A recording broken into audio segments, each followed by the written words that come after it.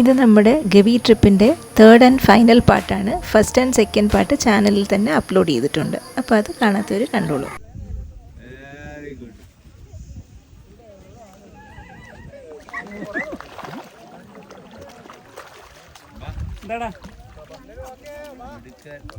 ജാക്കി എന്നാണ് ഈ ഡോഗിൻ്റെ പേര്.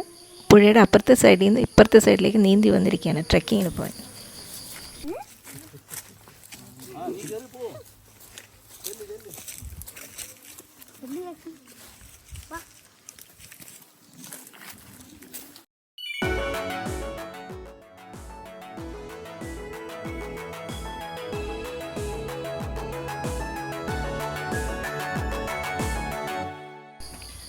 ട്രെക്കിങ്ങിന് നമുക്കൊരു 3-3.5 കിലോമീറ്ററോളം നമുക്ക് നടക്കാനുണ്ട്.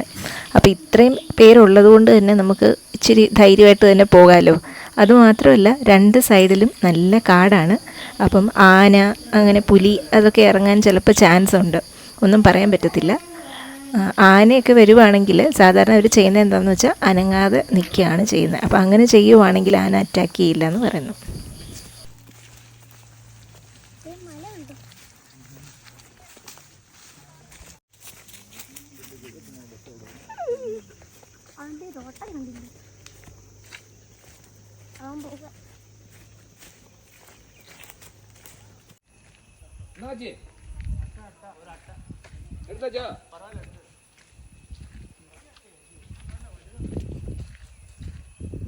പിന്നീട് നമ്മളൊരു ഏലത്തോട്ടത്തിൻ്റെ നടുക്കൂടെയാണ് ഇങ്ങനെ നടന്നു പോകുന്നത്.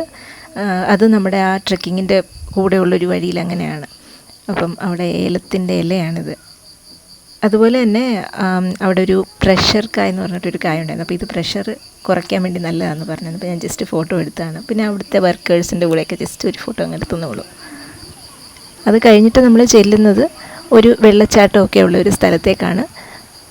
അപ്പം ഈ നമ്മൾ പോകുന്ന വഴിയിൽ ലീച്ചസ് ഉണ്ടാകും. അപ്പം നമ്മുടെ കാലിൽ അത് പറ്റിയിരുന്നിട്ട് ചോര കുടിക്കും. അപ്പോൾ അത് ആരും അറിയത്തില്ല നമ്മുടെ കാലിൽ പറ്റിയിരുന്നു. അപ്പോൾ അതിന് വേണ്ടി ഉപ്പൊക്കെ തേച്ചിട്ടാണ് പോയത്.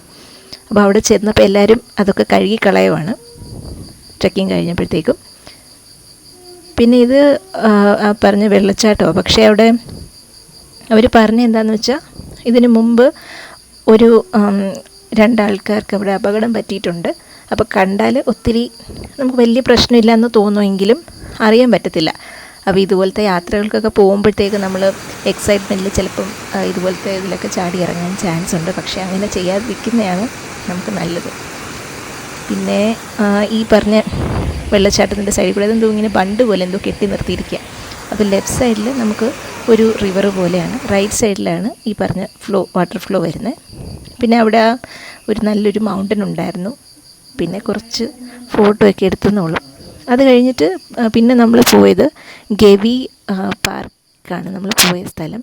അപ്പം അവിടെ എങ്ങനെയാണെന്ന് വെച്ച് കഴിഞ്ഞാൽ നമുക്ക് കാണാം കുറേ ട്രീസും കാര്യങ്ങളൊക്കെ ഉണ്ട്. പക്ഷേ അവിടുത്തെ ആ പാർക്കിലേക്ക് നമുക്ക് നേരത്തെ ബുക്ക് ചെയ്തവർക്ക് മാത്രമേ എൻട്രി ഉള്ളൂ. അപ്പോൾ ഇത് നമുക്ക് അതിൻ്റെ കൂടെ വരുന്നതല്ല. അപ്പോൾ അതുകൊണ്ട് നമ്മൾ അവിടെ ഒന്നും കയറിയിട്ടില്ല. ഈ കാണുന്നതാണ് ഗവി ഡാം എന്ന് പറയുന്നത്. അപ്പോൾ അതിൻ്റെ ഒരു 360 ഡിഗ്രി വ്യൂ ഞാൻ കാണിച്ചായിരുന്നു. പിന്നെ നമ്മൾ നടന്ന് വണ്ടി കയറാൻ വേണ്ടി പോവാം. അത് കഴിഞ്ഞിട്ട് നമ്മൾ പോയത് പരുന്തുംപാറ എന്ന് പറയുന്ന ഒരു സ്ഥലത്തേക്കാണ്.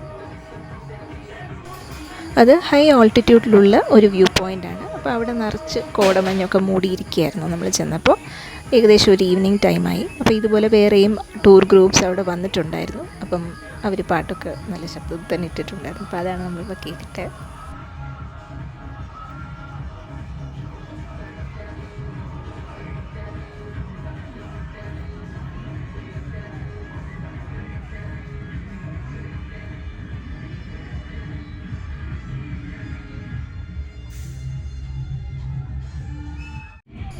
ഇതവിടെയുള്ള ഒരു കൊക്കയാണ്. നമുക്ക് കണ്ടു കഴിഞ്ഞാൽ തന്നെ അറിയാം നിറയെ കോടമഞ്ഞ് ഇങ്ങനെ മൂടി നിൽക്കുവാണ്. താഴ്വശമൊന്നും ശരിക്കും വ്യക്തമായിട്ട് കാണാൻ പറ്റത്തില്ല.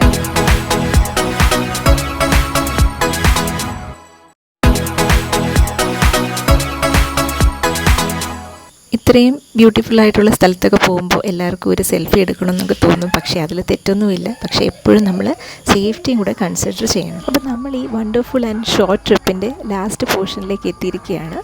അപ്പം പരുന്തുംപാറയിൽ തന്നെ വേറെ കുറേ ഗ്രൂപ്പ്സും ടൂറിന് വന്നിട്ടുണ്ടായിരുന്നു. അപ്പോൾ അതിൽ വേറൊരു ഗ്രൂപ്പിൻ്റെ ഹൈലി എനർജറ്റിക് ആയിട്ടുള്ളൊരു ഡാൻസാണ് നിങ്ങൾ കാണുന്നത്. മടങ്ങി വരുന്ന വഴിയിൽ ഒരു വെള്ളച്ചാട്ടം ഉണ്ടായിരുന്നു. അപ്പോൾ അതും നമ്മൾ കണ്ടു. അപ്പോൾ എല്ലാവർക്കും ഈ ട്രിപ്പ് ഒത്തിരി ഇഷ്ടപ്പെട്ടെന്ന് കരുതുന്നു. എൻ്റെ ചാനൽ സബ്സ്ക്രൈബ് ചെയ്യുക, ലൈക്ക് ചെയ്യുക. താങ്ക്സ്.